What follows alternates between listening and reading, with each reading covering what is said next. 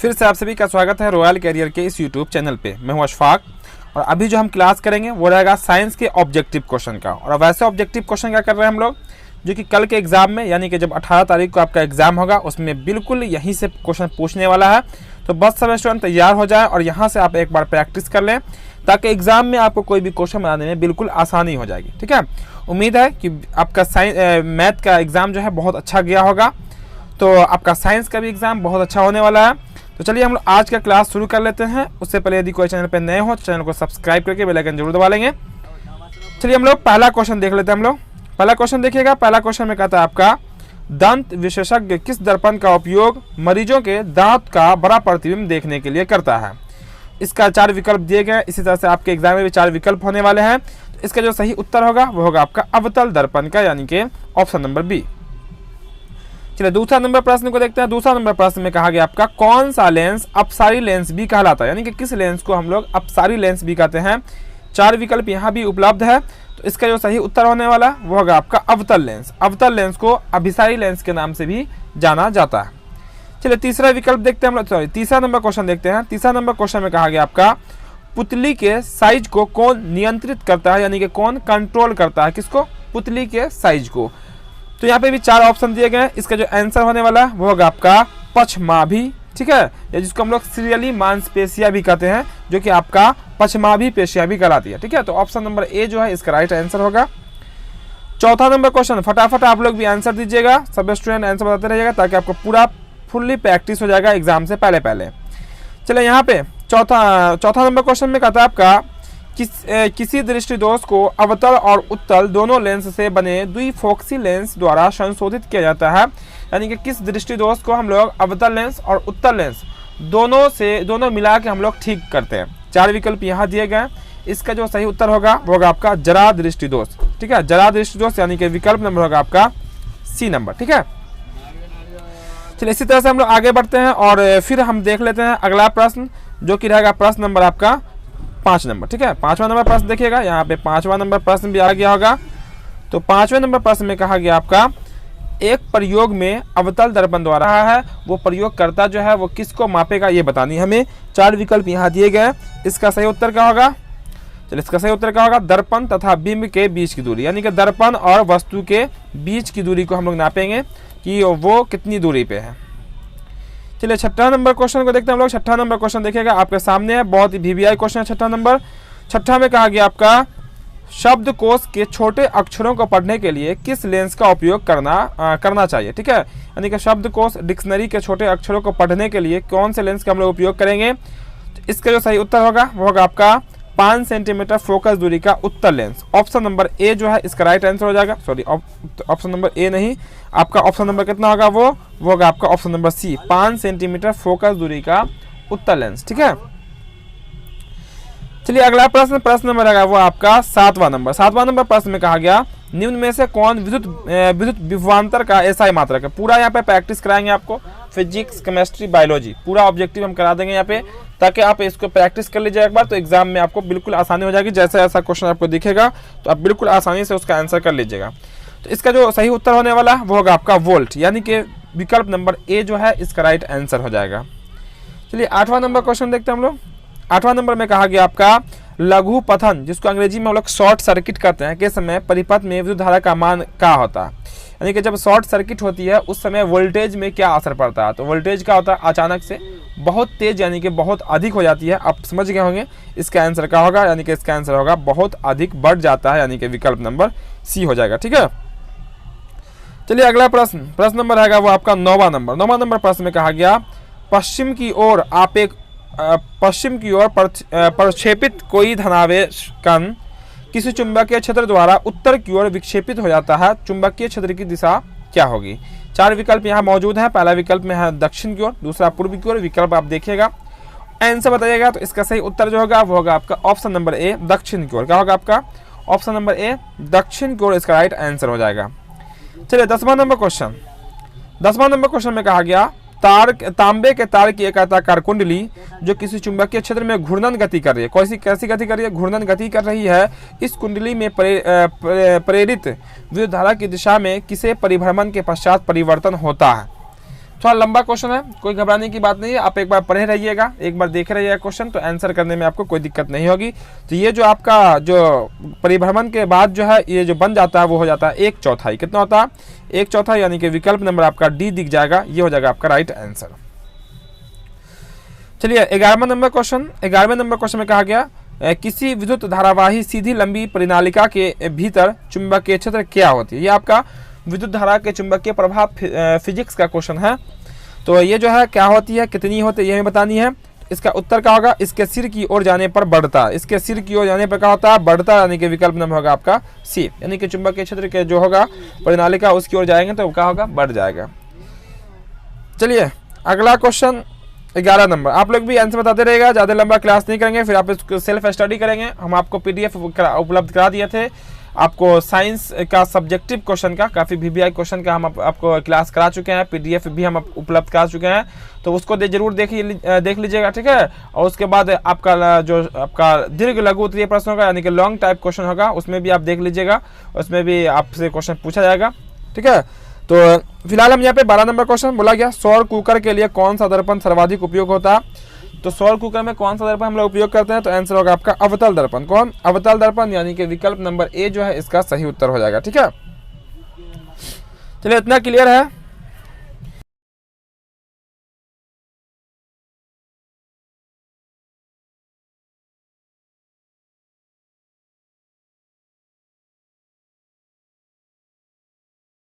तेरह नंबर प्रश्न आपका कहता है चिपको आंदोलन का मुख्य उद्देश्य संरक्षित करना है। किसको बचाना है? चिपको आंदोलन का मुख्य उद्देश्य है। 4 विकल्प यहाँ दिए गए, इसका जो सही उत्तर होगा वो होगा आपका वृक्षों को, यानी कि पेड़ों को। चलिए अगला प्रश्न नंबर आपका है 14 नंबर। 14 नंबर प्रश्न में कहा गया आपका निम्न में से किस विलयन का उपयोग दीवारों की सफेदी कराने के लिए किया था। किस विलयन का हम लोग दीवारों को सफेदी कराने में करते हैं, तो इस यानी कि पेंट करने में करते हैं, तो इसका उत्तर जो होगा वो होगा आपका CaOH का हॉल्टवाइस, यानी कि हम लोग कह सकते हैं बुझा हुआ चूना का, बुझा हुआ चूना, यानी कि CaOH का हॉल्टवाइस। चलिए 15 नंबर क्वेश्चन। 15 नंबर क्वेश्चन में कहता है आपका प्रकाश गमन करती है। कैसी रेखा में प्रकाश गमन करती है, हमें बतानी है। 4 विकल्प यहाँ दिए गए, इसका जो उत्तर होगा वो होगा आपका हमेशा सीधी रेखा में। किसमें? सीधी रेखा में, यानी कि विकल्प नंबर आपका हो जाएगा सी। चलिए 16वां नंबर क्वेश्चन। 16वां नंबर क्वेश्चन भी आपके सामने है। 16वां नंबर क्वेश्चन में कहा गया आपका निम्न में से कौन सा बुझा हुआ चूना। देखिए एक होता है आपका बिना बुझा हुआ चूना, जो कि बिना पानी में रखे हुए, और जब चूना को हम लोग पानी में डाल देते हैं उसको हम लोग कहते हैं बुझा हुआ चूना। तो बुझा हुआ चूना का जो फॉर्मूला होता है वो तो आपका CaOH का हॉल्टवाइस का होता है। बुझा हुआ चूना का फॉर्मूला का होता है CaOH का हॉल्टवाइस, और बिना बुझा हुआ चूना का होता है CaO। बिना बुझा हुआ का होता है फॉर्मूला CaO। चलिए अगला प्रश्न नंबर आएगा वो आपका यहाँ पे हो जाएगा 17 नंबर, ठीक है। 17 नंबर क्वेश्चन हो जाएगा। 17 नंबर देखिएगा, तो कहा गया लवण Na2CO3 का जलीय pH का मान क्या होगा, ठीक है। 4 विकल्प दिए गए, तो इसका जो pH मान होगा वो होगा आपका 7 से अधिक। 7 से अधिक यानी कि आपका हो जाएगा क्षारीय। चलिए अगला प्रश्न नंबर आएगा वो आपका 18 नंबर। 18 में कहा गया बॉक्साइड किस धातु का महत्वपूर्ण अयस्क है। किसका अयस्क है बॉक्साइड, ये बतानी है। तो इसका जो सही उत्तर होगा वो होगा आपका तांबा का। किसका? तांबा का आपका ऑक्साइड हो जाएगा। कौन? बॉक्साइड जो है ना, बॉक्साइड तांबा का अयस्क होता है। चलिए अगला प्रश्न देख लेते हैं हम लोग, इतना क्लियर होगा तो आप लोग बता देंगे हाँ सर क्लियर है। क्लास में जो देरी से आएंगे क्लास को लाइक जरूर कर देंगे, पूरा देखिएगा हर एक क्वेश्चन को। 19 नंबर प्रश्न में कहा गया लोहा एवं इस्पात को जंग से सुरक्षित रखने के लिए उन पर किस धातु की पतली परत चढ़ाई जाती है। किस धातु का हम लोग परत चढ़ाते हैं लोहा इस्पात को जंग से बचाने के लिए। 4 विकल्प यहाँ दिए गए, इसका जो सही उत्तर होगा वो होगा आपका जिंक। क्या होगा आपका? जिंक की परत, यानी कि विकल्प नंबर होगा आपका डी नंबर। चलिए अगला प्रश्न नंबर आएगा वो आपका 20 नंबर। 20 नंबर प्रश्न में कहा गया किस रासायनिक यौगिक को गर्म करने पर प्लास्टर ऑफ पेरिस प्राप्त किया था। प्लास्टर ऑफ पेरिस आप पढ़े होंगे, लॉन्ग क्वेश्चन में आप जरूर देख लीजिएगा। प्लास्टर ऑफ पेरिस का उपयोग ही पूछता है। प्लास्टर ऑफ पेरिस जो बनती है उसकी क्रियाविधि पूछी जाती है, ठीक है। तो ये सब जरूर देख लीजिएगा लॉन्ग क्वेश्चन में। तो यहाँ जो आंसर होगा वो होगा आपका जिप्सम। क्या होगा आपका? जिप्सम, यानी कि जिप्सम को जब हम लोग गर्म करते हैं तो प्लास्टर ऑफ पेरिस बन के तैयार हो जाता है। चलिए 21 नंबर प्रश्न 22 नंबर प्रश्न में कहता है एसिटिक अम्ल का IUPAC नाम क्या है। IUPAC नाम बताना एसिटिक अम्ल का। तो इसका आंसर क्या होगा? वो होगा आपका एथेनोइक अम्ल। क्या होगा? एथेनोइक अम्ल, यानी कि विकल्प नंबर हो जाएगा आपका ए। चलिए अगला प्रश्न नंबर आएगा वो आपका 23 नंबर। 23 नंबर में कहा गया आपका विद्युत अपघटनी परिष्करण में अधातु अशुद्ध धातु को बनाया जाता है। किससे अशुद्ध धातु को बनाया जाता है? 4 विकल्प यहाँ दिए गए। इसका सही उत्तर क्या होगा? वो होगा आपका एनोड। किससे बनाई जाती है? तो एनोड से बनाई जाती है। चलिए 24 नंबर क्वेश्चन। 24 में कहा गया आपका आष्टक सिद्धांत को किसने स्थापित किया? आष्टक सिद्धांत को किसने स्थापित किया था? 4 विकल्प यहाँ पे दिए गए हैं। इसका सही उत्तर क्या होगा? वो होगा आपका डोबेराइन। डोबेराइन, ठीक है, ऑप्शन नंबर ए, डोबेराइन ने आष्टक सिद्धांत को दिया था। चलिए 25 नंबर प्रश्न। 25 में कहा गया आवर्त आधुनिक नियम के अनुसार तत्वों का गुणधर्म। तत्वों का गुणधर्म बताना है हमें, क्या होता है, किसके अनुसार? तो आपका है आधुनिक आवर्त नियम के अनुसार। 4 विकल्प यहाँ दिए गए हैं। इसका आंसर क्या होगा? वो होगा आपका परमाणु संख्या का आवर्त फलन है। परमाणु संख्या का आवर्त फलन है, यानी कि विकल्प नंबर होगा आपका बी। चलिए 26 नंबर क्वेश्चन। 26 नंबर में कहा गया आपका निम्नलिखित में कौन सा आयन लाल लिटमस पत्र को नीला कर देता है? तो लाल लिटमस पत्र को कौन नीला करता है? तो होगा आपका OH माइनस। OH माइनस जो है आपका लाल लिटमस पत्र को नीला कर देता है। ऐसे आप बता दीजिए कमेंट में, लाल लिटमस पत्र को कौन सा नीला करता है? वो अम्ल होता है, क्षार होता है, उदासीन होता है, ठीक है, ये बताइए कमेंट में। 27 नंबर क्वेश्चन कहा गया पादप में जाइलम उत्तरदायी है। पादप में जाइलम किसके लिए उत्तरदायी है? आंसर होगा जल का वहन। आप ऐसे याद कर सकते हैं, जाइलम यानी कि जल का वहन। जाइलम से जल का वहन, यह है उत्तरदायी होता है जाइलम पादप में, ठीक है।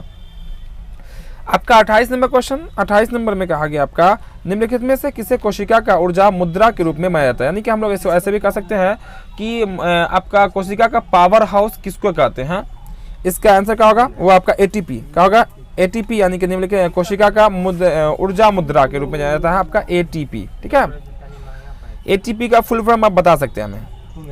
चलिए यहाँ पे देखते हैं हम लोग 29 नंबर प्रश्न में। 29 में कहा गया पत्तियों में गैसों का आदान प्रदान कहाँ होता है? पत्तियों में गैसों का आदान प्रदान कहाँ होता है? तो इसका उत्तर होगा वो होगा आपका रंध्र। कहाँ होगा आपका? विकल्प नंबर आपका होगा बी, जिसको हम लोग स्टार्च भी कहते हैं, जो कि पत्तियों में पाई जाती है, ठीक है। चलिए हम लोग 30वां नंबर क्वेश्चन देख लेते हैं हम लोग। 30वां नंबर ये रहा आपका 30वां नंबर। 30 में कहा गया हृदय में रक्त को संपूर्ण शरीर में पंप करता है। यानी कि हृदय में आपको पता होगा रक्त बनता है, तो पूरे शरीर में उसे कौन पंप करता है? तो 4 विकल्प यहाँ दिए गए, फेफड़ा है, निलय है, अलिंद्र है, इनमें सभी। तो ये जो पंप करता है वो करता है निलय। निलय जो है आपका फेफड़े से पूरे शरीर में हृदय को, यानी कि ब्लड को पंप करने का काम करता है। चलिए आगे हम लोग 31 नंबर। 31 में कहा गया कौन सा पादप हार्मोन पत्तियों के मुरझाने के लिए उत्तरदायी है? पत्ती जब मुरझा जाती है पौधे की, पादप हार्मोन बतानी है, तो कौन सा हार्मोन उसके लिए उत्तरदायी होता है? 4 विकल्प यहाँ पे दिए गए। तो इसका सही उत्तर क्या होगा? वो होगा आपका ऑक्सिन। क्या होगा आपका? ऑक्सिन, जो कि एक पादप हार्मोन है, जो कि पत्तियों के मुरझाने के लिए का काम करते हैं, ठीक है। अगला प्रश्न देख लेते हैं हम लोग 32 नंबर प्रश्न में। 32 नंबर बोला गया जड़ को अधोगामी वृद्धि है। जड़ का अधोगामी वृद्धि जो है वो क्या है? तो ये जो होगा वो होगा आपका विकल्प नंबर हो जाएगा आपका बी, गुरुत्वानुवर्तन। गुरुत्वानुवर्तन ये आपका अधोगामी विधि के अंतर्गत आता है, जो कि जड़ का है, ठीक है। चलिए 33 नंबर क्वेश्चन देखिएगा। 33 में कहा गया पॉन्स, मेडुला और अनुमस्तिष्क किसका हिस्सा है, यानी कि किसका भाग है? 4 विकल्प यहाँ भी दिए गए। इसका सही उत्तर क्या होगा? वो होगा आपका मध्य मस्तिष्क का हिस्सा है, यानी कि हम लोग का मिडिल ब्रेन जो है उसका हिस्सा होता है पॉन्स, मेडुला और अनुमस्तिष्क, ठीक है।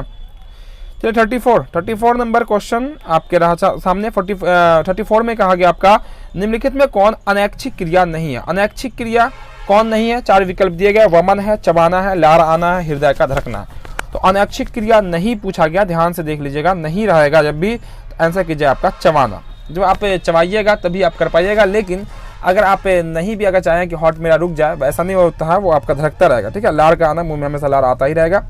तो अनैच्छिक क्रिया होगा आपका चबाना। चलिए 35 नंबर क्वेश्चन। चलिए 35 भी आ गया। 35 में है अलैंगिक जनन मुकुलन द्वारा होता है। अलैंगिक जनन मुकुलन द्वारा किस में होता है? 4 विकल्प यहाँ दिए गए। इसका आंसर क्या होगा? वो होगा आपका ईस्ट में। किसमें? ईस्ट में, यानी कि विकल्प नंबर हो जाएगा आपका बी। चलिए हम लोग अगला प्रश्न नंबर आएगा वो आपका 36 सामने है। 36 में कहा गया आपका शुक्राणु का निर्माण होता है। शुक्राणु का निर्माण कहाँ होता है ये बतानी है। 4 विकल्प दिए गए, विरसन है आपका, दूसरा विकल्प आपका गर्भाशय है, अंडाशय, इनमें सभी। तो आपका बता दें शुक्राणु का जो निर्माण होता है वो होता है आपका विरसन में। और शुक्राणु जो है ये मेल में होने वाला हार्मोन है, ठीक है। हार्मोन है एक प्रकार का जो कि मेल से ही निकलता है, ठीक है। चलिए अगला प्रश्न देख लेते हैं हम लोग 37 नंबर। 37 में कहा गया आपका इनमें कौन सा पुष्प का कौन सा भाग फल बनता है? पुष्प यानी कि फूल का कौन सा भाग फल बनता है, यह बतानी है। 4 विकल्प यहाँ दिए गए हैं, तो इसका सही उत्तर क्या होगा, वो होगा आपका अंडाशय। क्या होगा आपका अंडाशय। पुष्प का जो होता है वो बाद में फल बन जाता है। चलिए अगला प्रश्न देखेंगे हम लोग। प्रश्न नंबर आएगा वो आपका 38 नंबर प्रश्न। 38 नंबर प्रश्न में जो कहा गया उसको देख लें। 38 में क्वेश्चन में कहा गया आपका लिंग गुणसूत्र का पूर्ण जोड़ा पाया। देखिए लिंग गुणसूत्र का पूर्ण जोड़ा किसमें पाया जाता है, तो आपको पता होगा कि मेल में क्या होता है XY होता है, जबकि फीमेल में आपका XX ही होता है।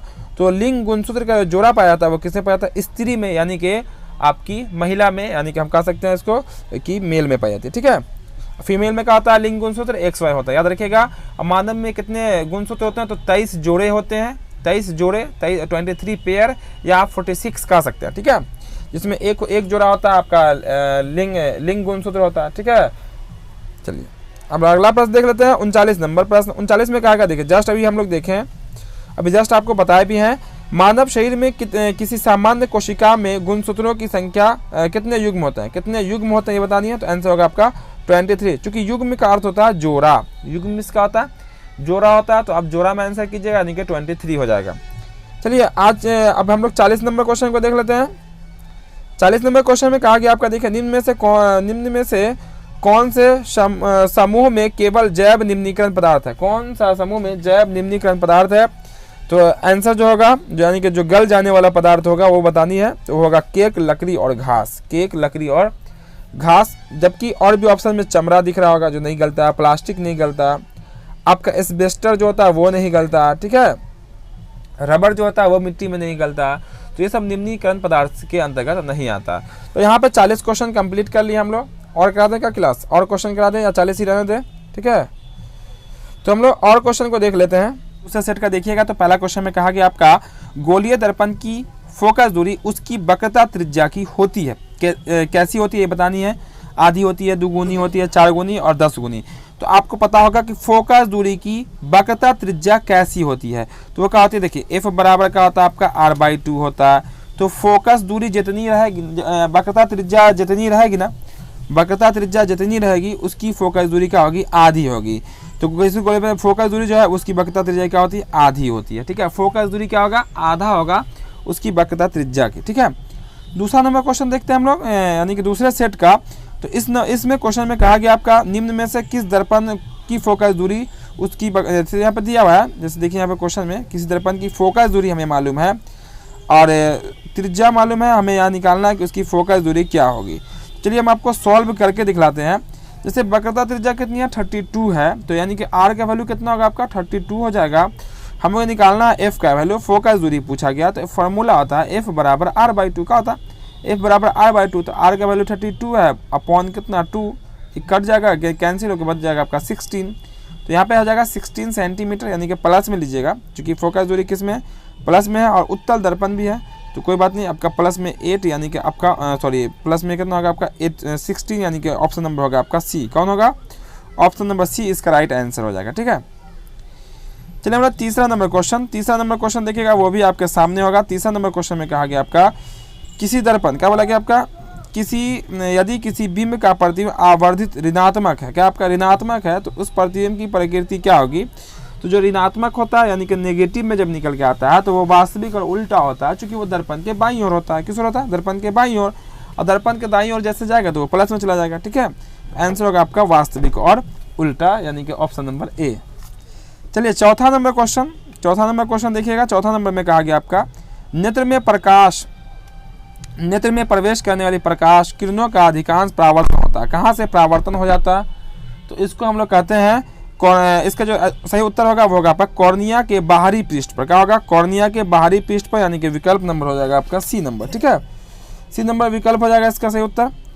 चलिए पांचवा नंबर प्रश्न में कहा गया आपका, देख लेते हैं। पांचवा में है, जब सूर्य का प्रकाश वायुमंडल से गुजरता है तो वायु के सूक्ष्म कण किस रंग को प्रकाश को अधिक प्रबल से परिकीर्तन कर, यानी कि किस रंग का फैलाव सबसे अधिक होता है वायुमंडल में। तो इसका सही उत्तर क्या होगा, वो होगा आपका, देखिए हम लोग ऐसे पढ़ते हैं बैजानी हापिनाला, यानी कि बैगनी, जामुनी, उसके बाद नीला, लेकिन यहाँ पे आपका ना बैगनी है ना जामुनी है, तो आंसर क्या करेंगे, हम नीला करने वाले हैं, यानी कि विकल्प नंबर होगा आपका D नंबर। ठीक है, चलिए छठा नंबर क्वेश्चन देख लेते हैं हम लोग। छठा नंबर में कहा गया आपका, छठा नंबर क्वेश्चन देखते हैं। छठा में बोला गया भारत में उत्पादित प्रत्यावर्ती धारा की आवृत्ति क्या होती है। आवृत्ति प्रत्यावर्ती धारा की कितनी होती है, तो इसका आंसर क्या होगा, वो होगा आपका 50 हर्ट्ज। कितना होगा, 50 हर्ट्ज हो जाएगा इसका सही उत्तर। चलिए 7वां नंबर क्वेश्चन। 7वां में कहा गया आपका प्रिज्म कितनी सतहों से मिलकर बना होता है। तो प्रिज्म जो बना होता है कितने सतहों से, तो इसका उत्तर क्या होगा, वो होगा आपका 5 सतहों से। कितने सतहों से, 5 सतहों से मिलकर बना होता है आपका प्रिज्म। सब फिजिक्स का क्वेश्चन बता रहे हैं। उसको ध्यान देखिएगा 8वां नंबर क्वेश्चन बोला गया एक माइक्रो एम्पियर विद्युत धारा निम्नलिखित में से कौन सी है। माइक्रो एम्पियर, तो आंसर होगा वो होगा आपका 10 के पावर 6, 10 के पावर -6 एम्पियर। क्या होगा, 10 के पावर 6, 10 के पावर -6 एम्पियर। ठीक है। चलिए अगला 9वां नंबर क्वेश्चन। 9वां नंबर क्वेश्चन में कहा गया किसी क्षण चुंबक के अंदर चुंबकीय क्षेत्र रेखाओं की दिशा क्या होती है क्षण चुंबक के अंदर। तो इसका जो सही उत्तर होगा वो होगा आपका उत्तर ध्रुव से दक्षिण ध्रुव की ओर, यानी कि नॉर्थ पोल से साउथ पोल की ओर, जो कि आपका विकल्प नंबर फर्स्ट में ही दिख रहा है। ठीक है। चलिए 10वां नंबर क्वेश्चन। 10वां में कहा गया घरेलू विद्युत परिपथ में उदासीन तार का रंग कैसा होता है। उदासीन तार जो हम लोग यूज करते हैं उसका कवर कैसा होता है, उसका उत्तर क्या होगा, वो होगा आपका काला, है ना। उदासीन तार का काला, और जीवित तार रहे तो लाल। ठीक है।